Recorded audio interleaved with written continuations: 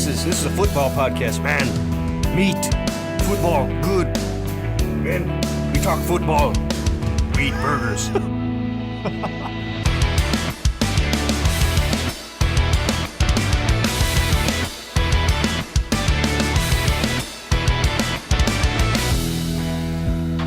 Welcome back, one and all, to Scramble Drill. It's just me, just Josh. We're doing things a little bit differently here on a shorter episode of the podcast, just giving you a couple actionable things you can take into week 2 of fantasy football. This year has been an absolute blast so far. I mean, we have had my first child here recently, and I think the fantasy season is off to a great start for all of us here at Scramble Drill. Things are different in the podcast feeds too. I don't know if you have noticed this quite yet, but the plan leading into the season, it was slightly interrupted by the fact that Haley and I went to the hospital essentially right before week 1 started. But moving forward, hopefully we'll get into this cadence as planned. But essentially the cadence is expected to be 3 episodes a week. You're going to get a redraft focused episode reacting to everything that happened the previous week in fantasy football. You're going to get a dynasty episode as well. That'll probably come out later, midweek, something like that. And then the third episode planned every single week is going to be kind of a quicker, here's some things that you can take into the following week in fantasy football. Maybe it's a couple starts of the week. Maybe it's a couple, hey, here's some things that we've noticed. Put this in your back pocket, and it'll be shorter. It'll be either myself or it'll be Ben. And, the goal for this third episode is probably like a 20 to 30 minute episode, a little bit shorter, a little bit more actionable, just something to get you going into the weekend. Probably will be dropping on a Friday or Saturday every week. So, for the first time ever, planning on 3 episodes a week. And honestly, we could not do this without Landon and Ben really stepping up this year, especially since I've had to scale back a little bit with the birth of our little kiddo. Landon has stepped in and been fantastic, helping Ben out with the Dynasty episode every single week. I have really enjoyed those episodes, and I hope you all listening have as well. It's been a blast just to kind of consume these episodes and not necessarily have to deliver takes, but it's fun to listen to some of the takes that are given. And it's been really good stuff, like actionable stuff.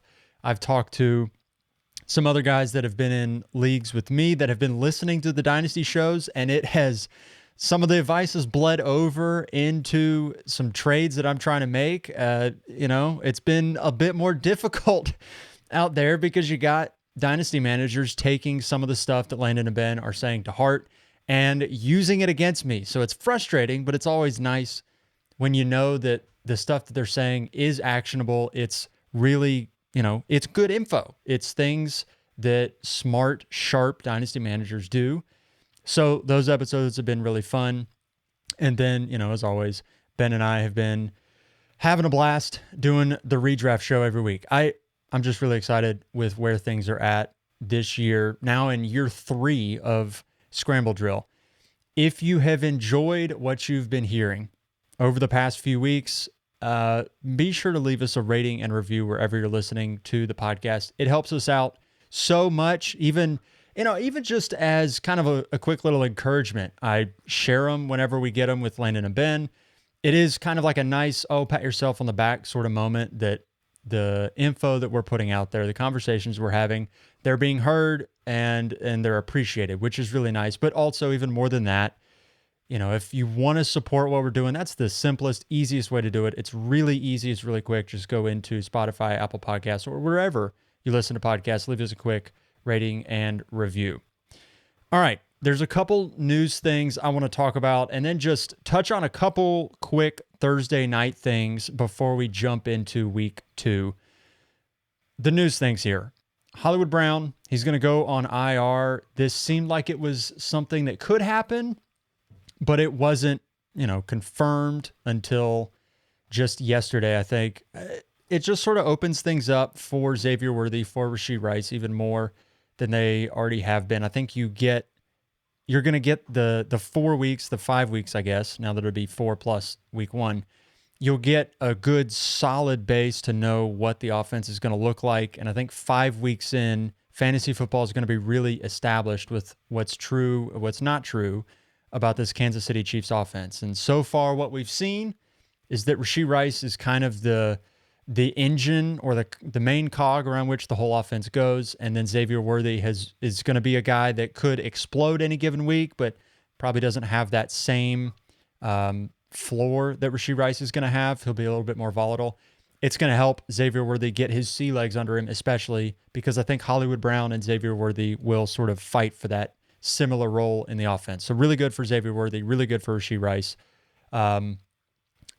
The Chiefs offense are going to be just fine. So I don't think this is going to hurt the offense all that much, but maybe it'll be something extra when he gets back. Christian McCaffrey and T. Higgins are reportedly unlikely to play in week 2. We have had some mixed emotions about Christian McCaffrey over here. Ben is freaking out. Landon is concerned. I'm concerned, but not super concerned about Christian McCaffrey. This is Achilles tendonitis and a calf tightness, a calf strain. They're not serious injuries, but they are somewhat lingering, especially that Achilles tendonitis. And he is 28 years old. So there's that element to think about. And obviously injury reporting is nebulous. And obviously injury reporting in the NFL is nebulous. So you kind of have to take what is said about injuries with a grain of salt. I am not yet going to be super concerned about Christian McCaffrey until we get news that he goes on IR. And that's not been something that's been reported yet. I think, a couple times they've hinted at the possibility of IR, but I think until we see IR come through for Christian McCaffrey, I'll just wait and see. I think ultimately it'll end up being just fine. And when he comes back, you roll with him, you lock him in as the RB1 in fantasy football. With T. Higgins, it's not that it's overly concerning. It's not that it's a serious injury. It's just not what you want to see because T. Higgins has this history of missing games for small injuries and, missing games right before kickoff kind of thing. It's just, I don't know. He has not instilled confidence with injuries, I guess you would say. And you would have thought, I know he said that the contract has nothing to do with it, but you would have thought going into a contract year that he'd be motivated to play through things. You could also argue on the flip side of that because it's a contract year, he's not going to play through stuff and potentially risk a worse injury. So I don't know. I don't know what you do with T. Higgins. It is kind of a bummer that he's not going to play. It's a bummer that Christian McCaffrey's not going to play. Speaking of bummers, Tua Tagovailoa suffered his, I think, 3rd reported concussion, possibly even 4th in the NFL. And it looked pretty rough. He did that concussion reaction with his arms, with his hands that you saw a couple years ago. It's not great. It's obviously people are talking about, he should retire and things like that. I don't know how serious it will end up being. Nobody's reporting on timelines, so I would be foolish to try and do timelines as well. We don't know a whole lot about this injury. What we do know is at the bare minimum, he's going to miss next week. Bare minimum, I would imagine it will be more than that. He might go on IR, considering his history. I don't know. But Skylar Thompson is going to be the starter at least next week in 10 days when Miami takes the field again. And I think, obviously, you lower expectations for pass catchers in the offense. Tyreek Hill's fine, but Jalen Waddle, you got to temper expectations pretty severely for him. When Skylar Thompson has played in the past, Tyreek Hill has averaged 15 PPR fantasy points per game, and Jalen Waddle has dropped down to 10 PPR fantasy points per game. So Tyreek, probably fine. Obviously, you lower him in rankings, but he's going to be fine. Jalen Waddle is where you start to have some concerns. And then outside of anybody other than Devon Achane, no chance you play them. I don't know if you're playing any other players anyway, but I think looking forward to the offense, you look at Achane, he'll be fine. He was great on Thursday night in a game in which Tua Tagovailoa threw for 140 yards and had 3 picks, and they got blown out. He'll be fine. Tyreek Hill will be fine. Jalen Waddle, a little bit riskier, but nobody else gets any looks whatsoever in the offense. Speaking of Thursday night, I don't want to do a full recap of Thursday night because I know next week in the redraft episode, Ben and I will really get into it. But I do just want to touch on the two players that I think are the most exciting, that had the biggest performances. James Cook had 3 touchdowns, which is obviously incredibly exciting because he's not a player that has been a touchdown machine in the past. This is his first 3-touchdown game in the NFL. He obviously had the monster run. He had a reception in the red zone, but he also had a goal line carry. And he might have gotten that carry because they are worried in Buffalo about Josh Allen, and he may or may not have injured his hand in week 1. And so they're just sort of protecting him. I don't know, but just seeing James Cook get a goal line carry it's really encouraging because he doesn't get those. Josh Allen is the goal line back for the offense. So it's really exciting when James Cook gets involved there, but he scored basically 3 different ways. It was a goal line carry, a reception from like the 10-yard line or whatever it was, and then the long run, which he is always capable of doing. The long runs and the receptions are always there, but I think it was just nice that everything kind of came together in a game in which they blew the Dolphins out.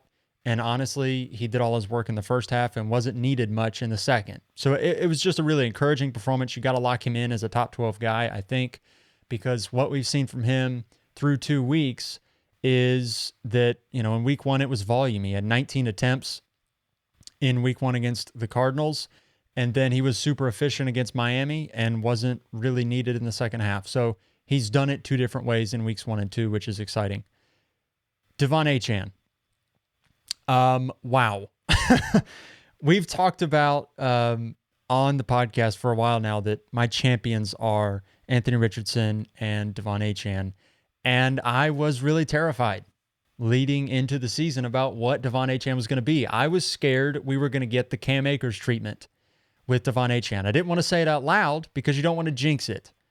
But, just sitting there in my gut, I was horrified about the possibility that he was so talented, but he just wasn't going to get more work. He wasn't going to end up being, not to mention like a featured back, but just the primary guy in a committee. I didn't even know if that was for sure going to be the case, even though you can see the talent is clearly there.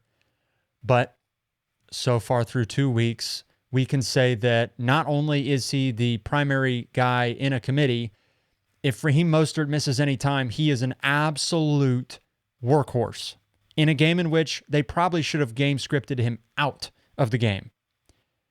They were getting murdered in the second half, and De'Von Achane was still sustaining a heavy, heavy workload. He finished with 22 carries, and he had 7 receptions as well. I think it was, 26 half PPR points. It was a wonderful, wonderful performance, despite the fact that the Dolphins were terrible. And the reason I bring Achane up, it's not necessarily to victory lap the fact that I think he's awesome. It's because the fantasy community has not fully adjusted to the fact that De'Von Achane has arrived.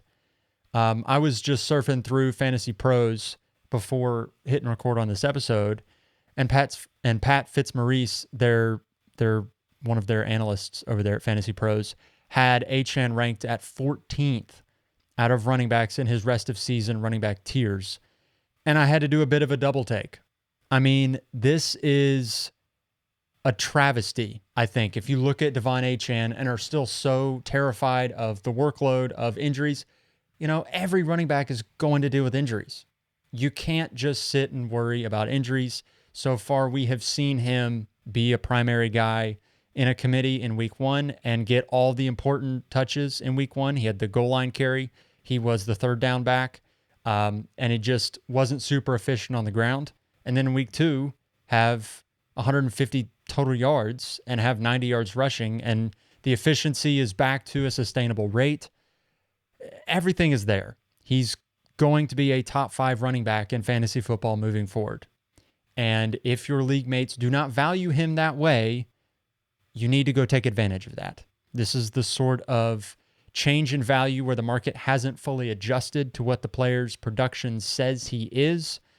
And despite Tua Tagovailoa potentially missing time, and despite the offense potentially taking a step back, De'Von Achane, I think, based on his workload, is going to be somewhat situation proof. You've got 7 receptions in 2 straight weeks, 22 carries in week 2. His 17-game pace right now is 1,000 yards rushing, 1,200 yards receiving, and 100 receptions.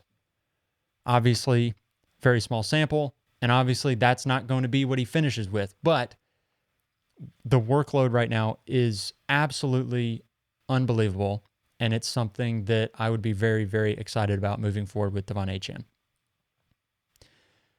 Okay, starts of the week. I have 3. This will vary week to week, but I think it's worth noting 3 different matchups and players that could return value on where they're expected to perform this week. I'm not really going position by position. I'm kind of cherry picking things that seem obvious to me, and fingers crossed that they come through for us. The first one is very obvious, and I think everybody is very in on this, and I don't know, maybe it doesn't even count as a start of the week because it is so obvious, but Cooper Kupp versus the Arizona Cardinals is probably my favorite start this week, point blank, period. The Cardinals were pretty rough playing the pass in week 1. They were the 3rd worst ranked coverage defense by PFF. The only two worse than them were the Carolina Panthers and Washington Commanders. So, Cardinals not great on defense, and Cooper Kupp is getting force-fed by Matthew Stafford and by Sean McVay. 21 targets. Puka Nacua is out of the picture. I don't necessarily expect 21 targets again, but when you combine a guy who looks like he is in Triple Crown from 2021 form with a juicy matchup where they're playing a pretty rough pass defense, it's a smash start all around. He should be excellent this week. Okay, one that's maybe slightly less obvious because we're terrified about this offense in general, but Malik Nabers, I think, is due for one this week against the Washington Commanders. I just talked about the Cardinals being terrible against the pass. Well, the Commanders were the worst rated pass defense, according to PFF, in week 1. Baker Mayfield looked like an MVP against this Commanders defense, and Emmanuel Forbes for the Commanders is out this week.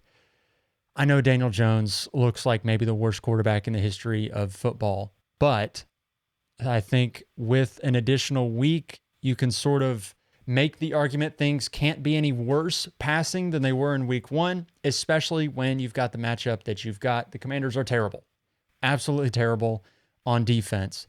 And Malik Nabers showed some promise with 7 targets and a healthy 5 catches for 66 yards. That's a really nice week 1 for a rookie. Rookies don't tend to start off incredibly fast. I know we've been spoiled in recent years with Puka Nacua, with Jamar Chase, with Justin Jefferson, but even Justin Jefferson didn't hit the ground running necessarily. He kind of eased into it. This is the sort of thing that happens with rookie wide receivers. They don't just smash from week 1, from the outset. But seeing 5 for 66, seeing the involvement that Malik Nabers will have in the offense, and then listening to what Brian Daboll is saying about the offense. They asked, how do you, what's your approach with Malik Nabers? Get him the ball. They want to focus on Malik Nabers as a central part of this offense, and they have about as good a matchup as you can get. So fingers crossed Daniel Jones isn't the worst quarterback in football this week against a really, really nice matchup in the Commanders. Final start of the week. This is 2 players, but it's kind of one. It's the Chargers running backs against the Panthers. Derek Brown, who is nose tackle for the Panthers, got injured in week 1. He's probably done for the year. He's the Panthers' best player. He won't be playing in week 2. He probably won't be playing the rest of the season. And the Chargers showed that they clearly want to focus on running the ball.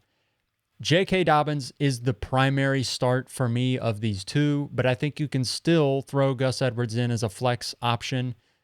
They're going to run the ball a lot. And the Panthers are not going to be a good run defense. Panthers aren't good on defense, period. I don't think they have a whole lot good at all over there in Carolina. But the formula for this game is the Chargers are going to lean on the Panthers. They're going to have an effective pass rush. Bryce Young is going to struggle. He might throw a couple picks. He might have a couple short fields. And I could very well see this game looking like something along the lines of like 27-13 in favor of the Chargers, where you win by 2 scores, you run it down the Panthers' throats, and both Dobbins and Edwards end up being successful for fantasy football this week. Okay, last little thing here. I put out a question on Instagram, and I was just thinking about some moves that we can look to make going into week 2. Obviously, it's very early in the season, and some things have changed from week 1, but you don't want to overreact. At the same time, you do want to stay water, as they say, with moves that you're making in fantasy football. You want to be quick to jump on trends that you're noticing. And with a couple of these moves to consider, I think you can take advantage of some things that we've already seen and set yourself up for a pretty decent year in fantasy this year. One was a trade that Ben was considering making in a redraft league. And I don't know how this is going to land for everybody, but it was essentially a Jahmyr Gibbs for Jordan Mason and Christian McCaffrey trade, where he'd be receiving CMC and Mason, sending away Jahmyr Gibbs. Some people, I feel like that might be a bit divisive. Some people are going to be like, oh, obviously it's Christian McCaffrey. He was the 101 and it's only been 1 week and he's not out for the year kind of thing. On the flip side, because of Christian McCaffrey's injury history, his, a couple years ago, people were saying that he was undraftable because he was injury prone, quote unquote. And if you believe Christian McCaffrey is going to be a pumpkin this year and a total bust, and the only good thing you'd be getting in return for Jahmyr Gibbs is Jordan Mason, I can understand how Jahmyr Gibbs would be the obvious winner here. For me, obviously I'm a little bit concerned about Christian McCaffrey, but we don't have season-ending stuff that we're dealing with here. And Jordan Mason showed that he is plenty capable in relief duty. So if you're going to get 70% of Jahmyr Gibbs' production with Jordan Mason while CMC is out, and then when CMC comes back and you get the RB1 in fantasy football, I'm okay with making this move. I would be trading Jahmyr Gibbs for Jordan Mason and Christian McCaffrey in redraft if the opportunity presented itself. Another one here. Someone asked about doing an Anthony Richardson for Tyreek Hill trade in 1 quarterback leagues. And with the Tua news, I initially paused just a little bit because obviously Anthony Richardson was excellent in week 1, is going to be a top 5 quarterback in fantasy football this year.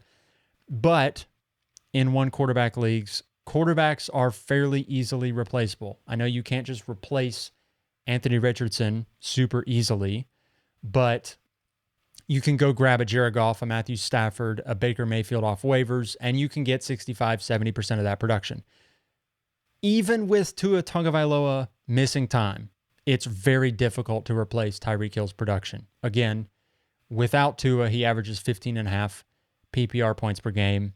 That's still, low-end wide receiver 1 stuff, and that's the kind of guy that I still want to lock into my lineup. So I'd be okay trading away Anthony Richardson for Tyreek Hill. Obviously, if this is super flex or anything like that, you keep Richardson. But in the context of 1 quarterback, standard scoring settings, things like that, I'm okay making this move. Go get yourself your running backs, your wide receivers. You can replace quarterback production, even elite quarterback production.